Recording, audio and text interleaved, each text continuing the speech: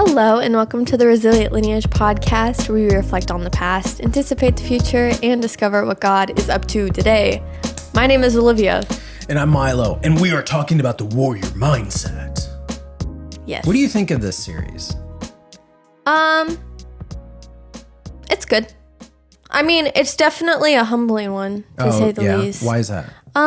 Just first, these are disciplines, and Olivia with disciplines. I can take notes on disciplines all day. Like, yeah, we need more of that. And then I'm like, wait, I don't want to do that. Yeah. And then I get out of it, and then there's consequences of that. So it's fun unpacking these, but it's a little humbling.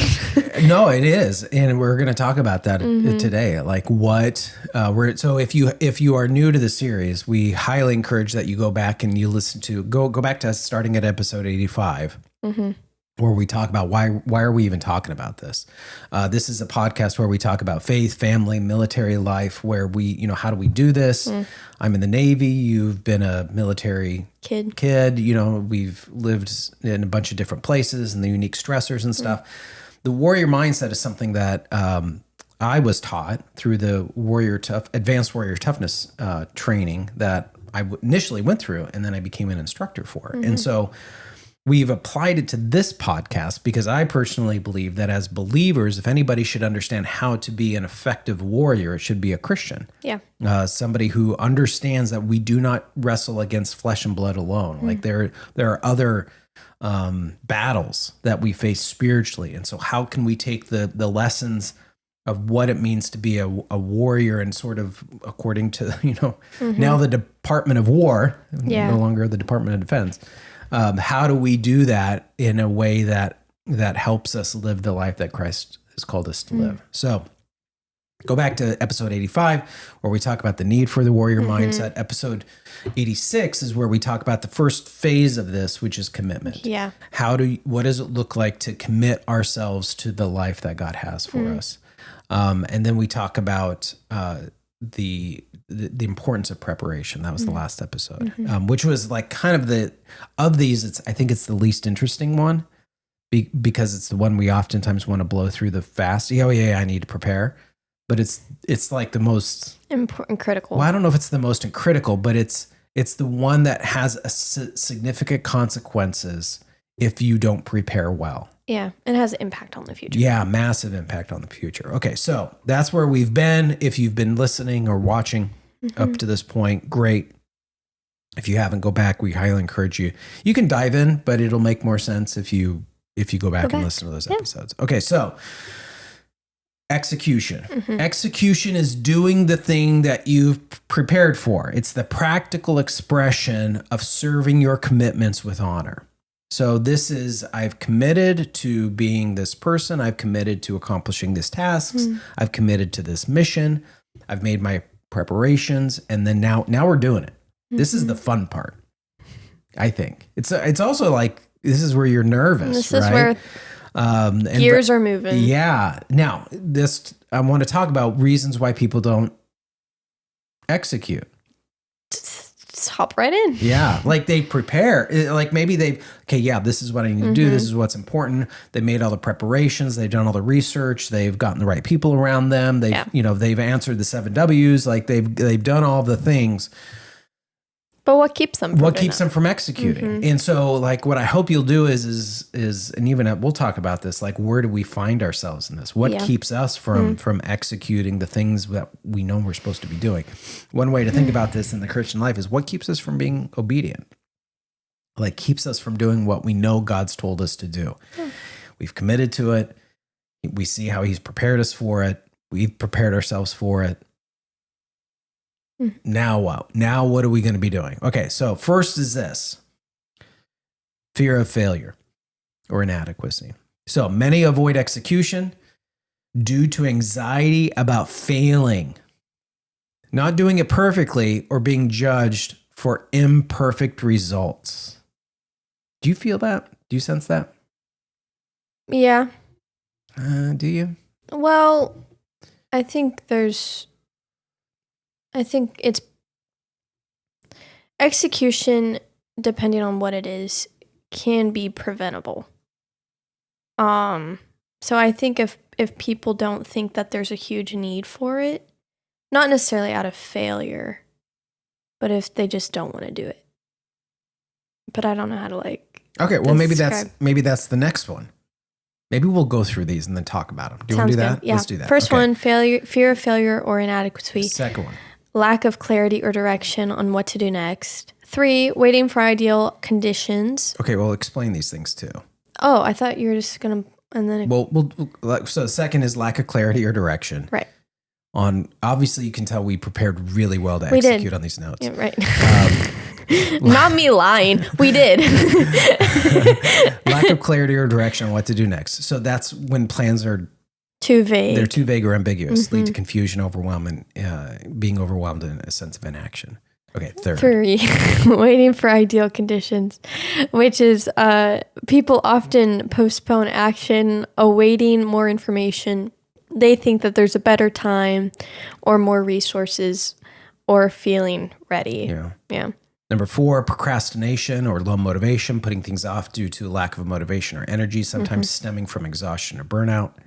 5th, a lack of accountability, buy-in, or commitment. So absence or strong commitment to the plan, either individually or across a team, reduces follow through. Unforeseen obstacles or changing priorities. So this is when emergency, shifting work or family obligations, and unexpected disruptions lead to a person to abandon their plans. And then 7th, poor communication or coordination. So failure to clearly communicate roles, timelines, or progress undermines plan execution, especially in groups and organizations. Okay, so in light of all of that, These are the things that prevent people from executing. yeah, what resonates with you? Probably waiting for ideal conditions. Oh, okay. I think, which is funny because I feel like with the military, it's always not that. Like you kind of learn to not have that mentality. Oh, okay. Why do you say that? Well, because I feel like the military, you're constantly waiting on them. It could be with whatever. Currently, it's the VA. So it's like my ideal timeline would be everything would go on within a week, but it's the VA. So it's still going. We're still working through it. Yeah. But I think for me, being a girl, you're surrounded. This is a personal thing.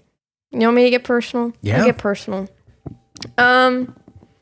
This is like Olivia's dream, right? I've been wanting to do a study abroad I want to just go. I want to go to somewhere new, make somewhere, that's my place. When I think of that place, I'm like, that was a moment in my life where I was the only person in my family there at that time. I made something of that. So I was like, I need to do the study abroad because I didn't get that with college because I was going to be the kid that was going to go across the states, find a college, make that state my place. And then I moved 10 miles down the road. So I was like, we're going to do the study abroad. And then I get thought of the ideal time would be spring of 2027. And by then, I could be saving up for it.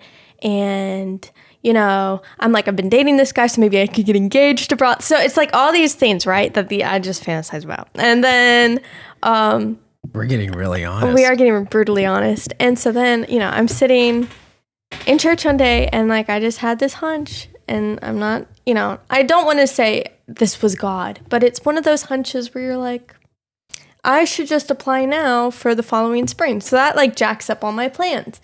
Which then I'm like, okay, Lord, now I'm going to depend on you. So we're in the waiting season of seeing if I hear back from the study abroad. Yeah. So if you be praying for that. But it's one of those things where it's okay, all my expectations and desires are not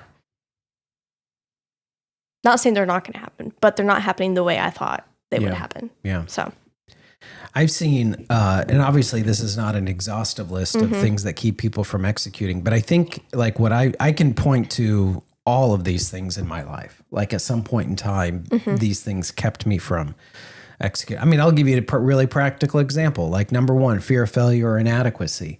I did not want to do video with this podcast. Because I just knew the first handful of videos, and maybe we're still there, are not going to be any good. Do you know what I mean? We just would not do it well. And so, it's like, okay, well, I got to think this through and I got to think that through. And maybe we need to get this equipment. Maybe we should get that equipment. Like, do you know what I mean? Like there was all of this, maybe I do need to just prepare, getting stuck in the preparation sort of gravitational pull of always preparing, but never executing. And then if we were both kind of like, we're doing this. Yeah. And I'm prepared for it to not be any good. In fact, we actually recorded a few episodes on video. And they did not get there. They didn't go good. And we did it in a way that was like, if it failed, we were okay. We were just going to do the audio. Yeah. So we were playing with it. And then we got our rhythm. Yeah. And then we figured it out. Trial and error. Yeah. And we got it. And here we are. And you may be thinking like, man, you guys are crushing it. You're doing really good. Or you might be thinking like, yeah, you guys should keep trying. And even like poor communication or coordination, like that's one that I've had to learn to get much better at. And it's always one I'm constantly working at, because the things that I think are clear in my head aren't necessarily clear when I share them out loud. And one of the things I personally have to do is sort of like recalibrate expectations based upon how clearly were things communicated. And sometimes things are communicated very clearly, and it's just that I'm coming up short, or the people I'm working with are coming up short. Other times, it's not that anybody's coming up short, it's that we were unclear about what the coordination was going to be. Yeah. Do you know what I mean? Like, hey, why isn't everybody here yet? Well, what time is it? It's 10 a.m. Did you tell everybody to be here at 10 a.m.? No. I just assumed everybody knew that. Do you know what I mean? And it's like, had this conversation with your brother one time. I'm like, you only know you're wrong. You only know you assumed in the context of failure. If when you succeed, you did not assume, you knew it. That's the attitude we take on. Do you know what I mean? Yes. Like we only talk about, well, I assumed in the context of things not going the way we thought they were going to go. And so then we don't think we live off of assumptions. We're like, well, I just know these things. And so it kind of can breed sort of a confidence that has a really, really thin floor that, a little bit more weight in your life, a little bit more responsibility, and you're going to fall through it. Because you have a veneer of assumptions that gave you a sense of confidence that you shouldn't have had. Yeah. So, I mean, I could go through all of these like personally. And I could even go through like procrastination and low motivation. Some days I'm on top of it. I'm like, man, I had a really productive day. Let's keep this going. Next day I sleep in, and then I'm like, the day's ruined. Yeah. So I mean, all of these are relatable. Like for me, waiting for ideal conditions, I can, like physical fitness, I'm really good at spiritual fitness and mental fitness. Physical fitness is always one that I've struggled to make a priority. And I very much slip into this waiting for ideal conditions. Do you know what I mean? Yeah. Like, when my schedule can let me do this. Like right now, I'm kind of slipping into that. Like, well, I got this coming up and I got that coming up, and then we're going to be out of town for a few weeks, and then I'm going to be back. But when we get back, like the schedule is going to be much calmer, and I'll be able to like find a rhythm and get it into a routine, which is like, even as I'm saying that out loud, I'm like, yeah, but you also have this coming up and that other thing coming. Do you know what I mean? And so it's like, okay, I've got to figure out how to get through. I got to make that a priority. So I don't, I'm not waiting for ideal conditions. Or even unforeseen obstacles and changing priorities. I'm in that season. So, well, and I think some of it is like you're young enough that some of their unforeseen obstacles, because you don't have enough life experience. Yeah. I don't mean that it's like everybody's been there. Right. To be able to go, oh, this is kind of how life. This is kind of a priority. Yeah. Do you know what I mean? Yeah. This is why people do that thing. Yeah. Yeah. Okay. So again, these are the things that keep people from executing on what they prepared for. So just real quick, fear of failure, inadequacy, lack of clarity or direction on what to do next, waiting for ideal conditions, procrastinating, and low motivation, lack of accountability, buy-in or commitment, unforeseen obstacles or changing priorities, and poor communication and coordination. Okay, so that's what keeps people from executing. We're going to kind of focus on the negative side of all this right now. Not negative, but like the realistic side, okay? Yeah. Here's the other thing I was thinking through is the things that are exposed when you execute.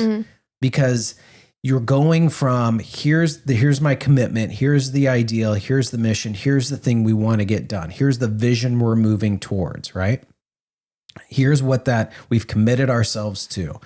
And then all the preparation, which is all this work and all this time and all this effort and relational collateral that's cashed in and the trust that you have to, have in others or they have to have in you. Okay, so you've spent all of that. Now as you execute, a bunch of stuff is going to get exposed. And I think this is one of the kind of hard realities that if you don't know this, it can be a difficult thing to go through. But if you know, no, this is normal. This is what happens when you commit to something that God is asking you to commit to. He's asking you to be obedient to, and you make the appropriate preparations. That this is kind of the normal process of what's going to take place. So the first one is this: you're going to realize what this actually costs you, not what you think it's going to cost you. But it's revealed.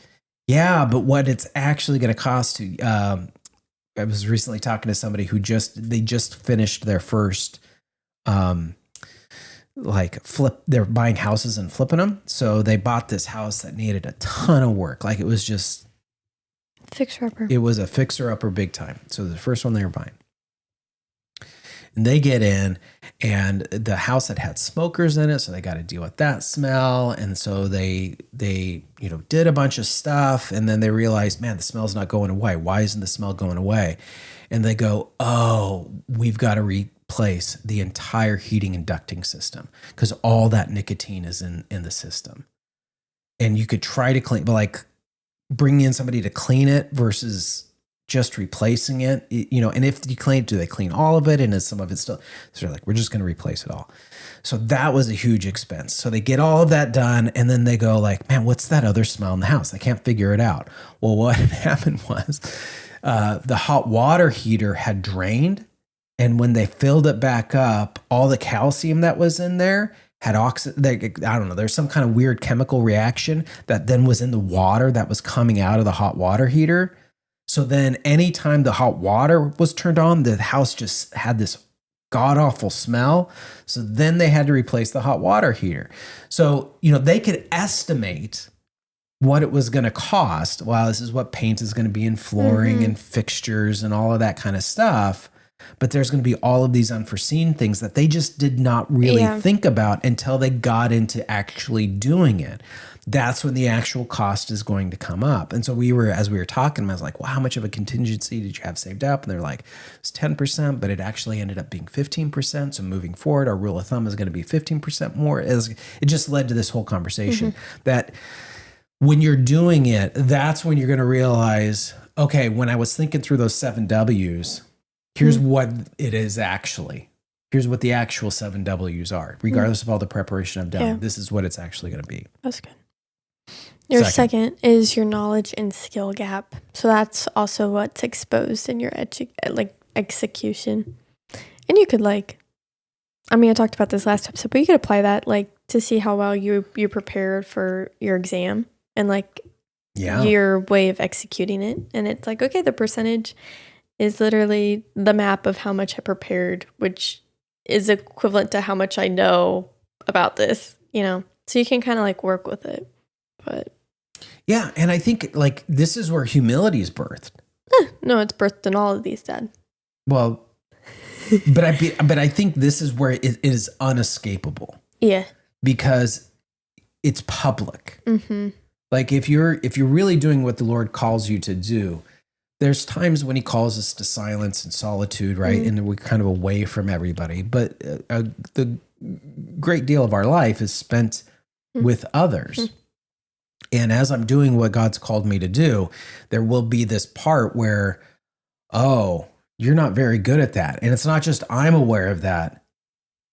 others now see I'm not very good at that. And so that, the humility that comes with like, yep, I'm not. So that's just the reality of where I'm currently at. And I think that takes, that takes some, it's like your brother and I'm looking at it out the window here. When your brother and I were building the pergola that we built outside this summer, we were doing it and I realized, okay, I need to make it square, which to do that, you take a diagonal line. And as we were out there, it's like, all right, and we need to square it up. So we need to determine like if this diagonal line is the same as this diagonal, like it should be the same number. And as I'm saying it, I realize I don't know the formula for this. Now, a quick YouTube search to find the diagonal line. Yeah, like revealed, A squared plus B squared equals C squared. Yeah, revealed what the number should be. But I felt like an idiot. Do you know what I mean? Just like in that little moment. And then the temptation was to go, well, it's not that big of a deal. Don't worry about it. Instead of going like, no, here's the thing I don't know. So I just look at your brother, who's all about math and formulas. He's literally studying accounting. He enjoys this sort of thing. And I was like, hey, buddy, how do we determine what square is? Like what this diagonal measurement should be. He's like, oh, I know what it should be. And then he pulls out his calculator and he's running the numbers. This should be X amount of inches. And we, feet or inches. And then we pulled it and, we were a few inches off. So we made our adjustments and we got it from there. But it was like that little, that little moment. We had done all the preparation, like we had purchased. I, gotten the plans. I actually drew the plans because I designed it myself, and then I bought all the lumber, and like we had all the preparation had been made. But even despite all of that, when I got out there, I was like, oh, there's still a bunch of stuff I haven't thought through. Okay, so the actual cost of your endeavor is going to be exposed. Your knowledge and skill gap is going to be exposed. Your weaknesses as a communicator are going to be exposed. You will realize that maybe you haven't communicated as well as you thought you did. That what the words coming out of your mouth were not as clear as you thought they were going to be. Fourth is the strength of your commitments. Do you want to elaborate on that one? Oh yeah, just like how committed are you to this? Because this is when it's hard. This is when it's not fun. Like when you're in the middle of it, going when is that moment you go, I regret starting all of this? It's literally me going to the gym. I'm on my second rep. Nah, I'll just say I'll just do one rep today. When I'm doing cardio, there's this. I have this 6-minute wall. Like whether I'm on the bike or I'm running or I'm on, the elliptical, like if I'm really going after it and I'm getting my heartbeat up to that, whatever that level is, like a level 2 or what, I can't remember what it's called.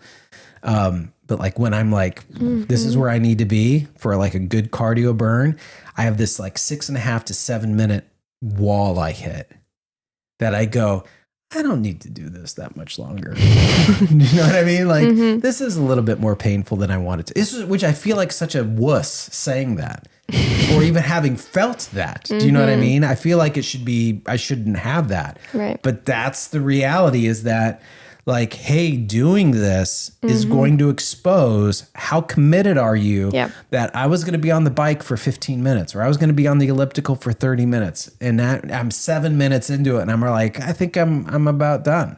Like, no. What did you commit to? What's the strength of that commitment? And then last is the strength of your ideas. Years ago, I got so many good nuggets from him. Reverend Max Morgan. So your head pastor? No, it was the father of my head pastor. So Max Morgan was an evangelist and he would come speak to our church from time to time. And I distinctly remember there was this sermon where he was talking. I'm like, man, I was maybe like 12 years old when I heard this. And I remember him talking about how you need to be willing to let your ideas be beat up. Like if you've got a good idea, and I don't remember what the sermon was about, other than I just remember this particular thing. And he was talking about like if you've got an idea that is for God's kingdom, or like the idea that you feel like God's given you to live the life you're called to live, like it'll get beat up. Let it get beat up, because if it's from the Lord, it'll stay standing. Mm-hmm. You don't have to worry about it failing or imploding on itself or giving up. The idea will stay standing. So as you're executing, you're going to realize, like, how strong of an idea is this? Or is this not a very strong idea? Regardless of the amount of preparation I put into it, and regardless of how brilliant I thought it was, like right now, I'm not going to go into all the details, but over the last few days, I've been talking about this idea I've had.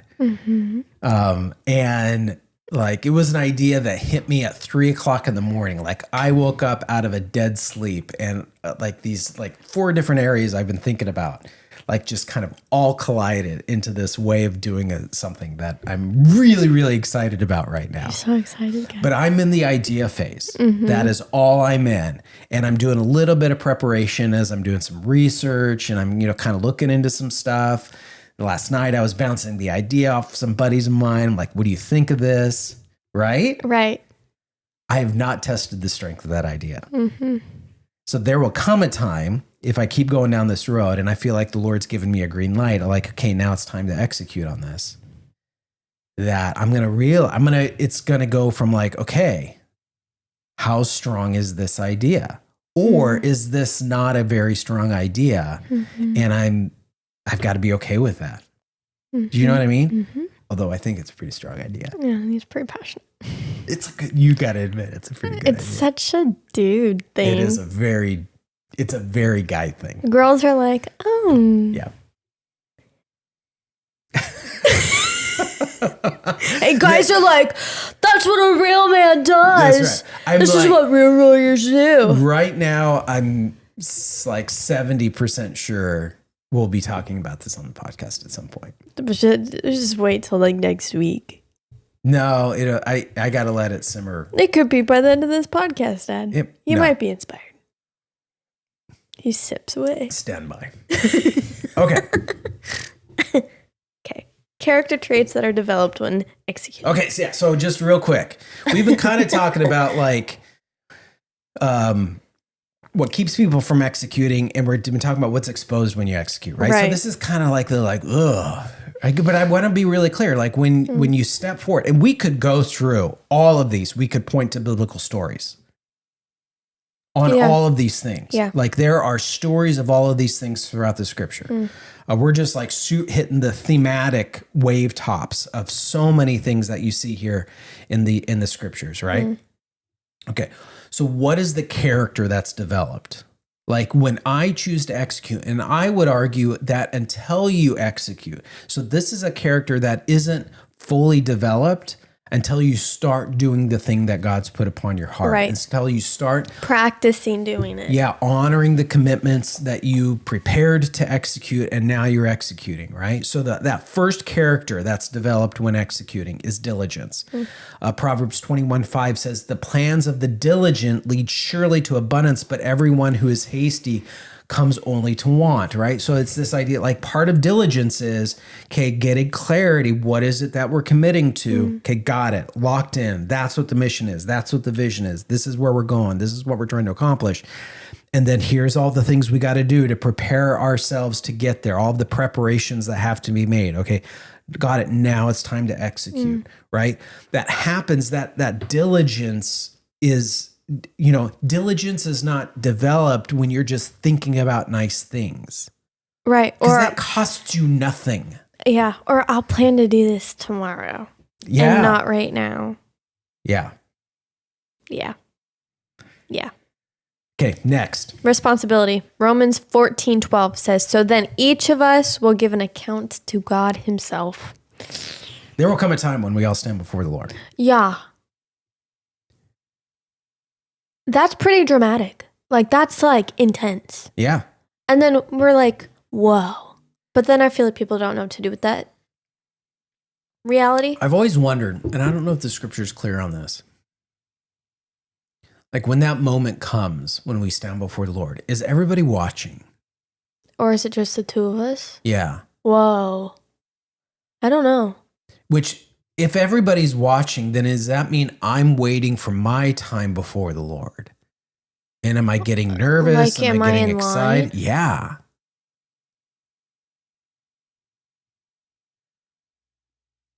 Yeah, I don't know. Anyway, one of the things that's developed when you execute, like character-wise, is the character of responsibility. Mm-hmm. Am I being responsible? Because until you're doing the thing that you have prepared to do, like responsibility is not just in preparation. Responsibility is in the execution of what you prepared for, right? So if you, like, imagine if you've got a test, you did all the preparation, but you didn't show up for the test, you haven't executed on your responsibilities. Right. Does that make sense? Mm-hmm. So this responsibility piece then becomes it doesn't matter how much you've prepared. Like when I was younger, I could go to before the teacher and say like, I did all the homework, but I forgot it on, our dining room table. And the teacher may look at me and go like, great, it's due today. Mm-hmm. And you don't have it today. That's part of the homework, is it being due today. Right. Mm-hmm. I'm not saying you didn't do it. I'm not saying you didn't work hard on it. I'm not even saying it's not 100%. It may be perfectly right. But because you didn't do this part of it, you haven't been fully responsible. Mm-hmm. Okay, third is perseverance. Galatians 6:9 says, let us not become weary doing good. For at the proper time, we will reap a harvest if we will not give up. Mm-hmm. So perseverance is this like, I'm going to keep executing. I'm going to keep doing this, even when, just like all the things that God exposed, even when this is costing me a little bit more than I thought, even when my knowledge and skill gap is revealed, even when my weaknesses as a communicator are being exposed, even when I've hit that 6 to 7 minute wall and I just kind of want to give up right now. Do you know what I mean? Even when I'm not as convinced this was a good idea as it is right now. Right. But I'm going to keep persevering. I'm going to keep pressing forward. I'm not going to give up. Right. That's a character trait that I think is only developed when you choose to execute. Mm-hmm. And that, and then it's finding the right people to hold you accountable to that, because we are like I forget like what the term is, but like we can get out of stuff so easily if we don't think it's like affecting anyone else and it's like a personal goal. But like having accountability and walking through this with other people will like help a lot. Yeah. Yeah. Okay. Next is wisdom. Matthew 7:24 says, therefore, everyone who hears these words of mine and does them will be like a wise man who built his house on the rock. Yeah. Wisdom is not that. Here's the difference between, I think some people think wise people just being wise is having like really good, thorough answers or ways of thinking about something. That's not what Jesus says here. Yeah. He says, if you hear my words and do them, you're like the wise man who built his house on the rock. Wise people do things. The question is, are they doing the thing that's appropriate, right? And this is the story of the sand. Yeah, house. building your house on the rock versus the sand, right? So wisdom isn't just this like, oh, I have all of these really great quotes, or I have all of this really creative way of articulating or expressing. That's not what wisdom is. Wisdom is the appropriate living out of these things. It's the doing of it. That's where wisdom is. And that's only going to be cultivated. You could read all the books, you could have all the scripture memorized, but until you're actually doing it, wisdom will not be cultivated in your life. Right.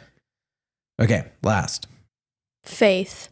It says, James 1:22 says, but the doers of the word be the doers of the word, not hearers only, deceiving yourselves. Where I think, practical example is, what did you hear on Sunday and are you doing it? Or what did you read in your devos and are you doing it? And we were talking about this because we were talking about your idea. And it was like, you could say going to the gym is great. You could say these are the things to do to like have a healthy body. But the question should be asking like, did you go to the gym? Yeah. It's oftentimes like a lot of Bible studies are, who thinks going to the gym is important? Me. I do. You know, like everyone raises their hands because it's like a, yeah. Yeah. Instead of asking the question, did you go to the gym this week? No. Okay. So it doesn't matter if you think it's important. Are you living as if it were important? That's the question, right? This isn't, I'm not giving away our idea. Don't do it. But it's not like so much of what I feel like people think the Christian life is about getting really good at Bible trivia. Jesus did not die on the cross so you could be really good at Bible trivia. Like that is not his interest. Mm-hmm. His interest is that he died on the cross to save your soul, to set you free so that you could live for his glory, love your neighbor well, and advance the kingdom. Like that. So, yeah. So executing well develops the faith that is required, which means there's going to be some measure of uncertainty in all of this. Right. For you to be the person that God's called you to be. Mm-hmm. As you do what he's called you to do. Because like, and they were, you know, this is James, who's the half brother of Jesus is writing this, mm-hmm. right? And he's writing the early church, like in the 1st century BC. So the church hasn't been around very long and he's already going, hey, time out. Let's not just hear all this stuff and go, amen, brother. Right. Because that's a reality. Do it. Yeah. Like, do the thing that needs to be done. Yeah. Do the thing. Yeah. Are you doing it? That's the question. Mm-hmm. Okay, so the character traits that are developed when executing. Diligence, responsibility, perseverance, wisdom, and faith. Mm-hmm. And again, we could like keep going on and on and on and on. But the idea is to kind of highlight, hey, here's some of the stuff that's going to, the realities that exist when you execute. Okay. Wrapping up with some like really good news. What you enjoy because you did what you prepared for. Yeah. Here's the fruit that you reaped. Yeah. This is the good part. This is the good part. Yeah. The day has come. Yeah. Okay. I'll let you read through this. Okay. Let's read the first one. Reduction of stress created by uncertainty. Like, here's your fruit. Like, you don't have to be uncertain. You actually did it. Yeah. Woo! Yeah. Your grade came back. You did a good job. Yeah. You're not, and like you've met the reality. Like you've done it. Second, you have an improved focus and mood. Like, hey, that worked. Yeah. And now I can focus on the next thing. Right. Like this has prepared me to do whatever God has called me to do next. Like step 1 completed, victory, green check. Okay. Third, the confidence that comes by finishing something. I mean, you just built the pergola. Now everyone that comes over to our house is like, whoa, you and your son did a really good job at building that pergola. Then you're like, oh, like because I put in the effort and because I had to go to get the materials and because I spent all those hours waxing and, well, I don't know what you did. Yeah, I know. Yeah, okay. Obviously, if you said waxing. Okay. Well, like I meant like putting stain on it that was like water repellent. And then like I thought of wax because it's water repellent. Okay. Well, it's waterproof. Good job. Sort of redeemed yourself. Kind of. You have a confidence that comes with that of you're proud of it. Not only like do other people recognize, hey, you did a really good job at this, but like you did it. Like God was able to help you through it. Yeah. And you were obedient. And I almost broke my neck once. Right. Hey, but there was one moment when it's pretty high up. And I was on an 8-foot ladder and the 8-foot ladder fell out from underneath me. I was dangling from the rafters. Who saved you? Nobody. You jumped? I had to like drop myself to the ground and hope I didn't break my ankles. Meanwhile, your mom's inside reading a book with the cat at her lap. And I come in, I'm like, hey, did you see that? She's like, see what? Anyway. Right. You're like, I'm Superman. I'm grateful that the Lord was watching over me. Right. My guardian angels were doing a little bit of overtime on that one. Mm-hmm. And then last is the joy of making progress. Yeah. Like, hey, we've made it. Yeah. And like, it's there's growth. And again, this. like the progress is with the pergolas, like we built it in a way. This is such a stupid illustration, but I think it's or the like it's a really, or even the shed. We built a shed as well, like for scratch built shed. Like, I'm so proud of this stuff. It's a mini house. It literally feels like a house. I was like, Dad, you're like, if you were like Little House on the Prairie days, like you'd be building all kinds of stuff. And you're like, it's not the same. And I'm like, well, I think it is. Yeah. But like the great thing is we've both sat out there underneath the pergola because we've got a roof on it. Mm-hmm. And so when it's raining, you're protected from the elements. And it's clear, so it's like the sunlight still comes through it. And so even if it's raining, because it can be plenty warm outside, you're enjoying, it's just like a really nice thing. And the joy of that, the joy of experiencing that. So when you execute on something, like this is the good stuff that comes along with it. If you're just stuck in the preparation mode, and go back and listen to that episode because we talked about some of the stuff that keeps people from executing, right. Like the stuff that gets in their way. Like what also happens with that is you don't get to enjoy all of these other things. Yes, all of that stuff is going to, the things that are going to be exposed will be exposed, but you're also going to be able to enjoy a bunch of this other stuff. And I think there's so many folks in their walk with the Lord that are sort of, there's not a confidence and boldness that they could be living with because they haven't fully executed what God has put on their path. They're coming up a little bit short because they're just hesitant from taking just those few extra steps and then being like fully resolved and fully committed to what God's called them to be and do. And I think if we will step into that, well, all of a sudden, I think there's some folks that are living with a tremendous amount of anxiety and stress that will just melt away because you're able to like, I'm doing what God's called me to do. I'm not wondering if I'm going to do it because I'm now doing it. And once you you get through that 6 to 7 minute mark, right? For me on the elliptical or the bike runner, once I get through that 6 or 7 minutes, then my body's like, oh, we're doing this? Okay, we'll do this. Do you know what I mean? And then I'm like, oh, now I'm feeling it. Now I'm feeling good. Now I'm feeling mighty. Now I'm feeling like, okay, I've got way more strength and capability than maybe what I thought I had. So reduction of stress, you'll have that improved focus, confidence that comes from finishing something, and then the joy of making progress. So execution, this is not as long as the other ones because the execution is like, do the thing. Yeah. Do the thing that you committed to, do the thing you've been preparing for, do the thing and do it well. And efficiently. And yeah. Yeah. We've got all this stuff. In show notes. Yeah, in the show notes. And so you can click that link. If you're listening on the podcast, you'll see a link to be able to get to this episode. We're on episode 88. You'll be able to get to that. And then if you're watching on YouTube, you'll see a link down in the show notes to get to our page, and you'll see all the show notes in our like a blog style format on our website where you can have access to all of this. We're super excited. I was talking with a bunch of people yesterday. We had a thing at our house, and they're like, "Hey, I've been listening to the podcast." I was like, "Oh, really? What do you like?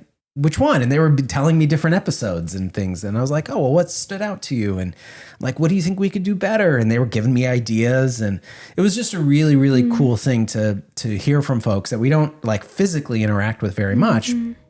But we had a chance to gather up a bunch of folks and celebrate with one another and break bread and enjoy each other's company. And so it was just really good to hear that feedback. So if you have any feedback for us, you can get a hold of us through Instagram or Facebook Messenger. You can email us, hello@thisresilientsoul.com.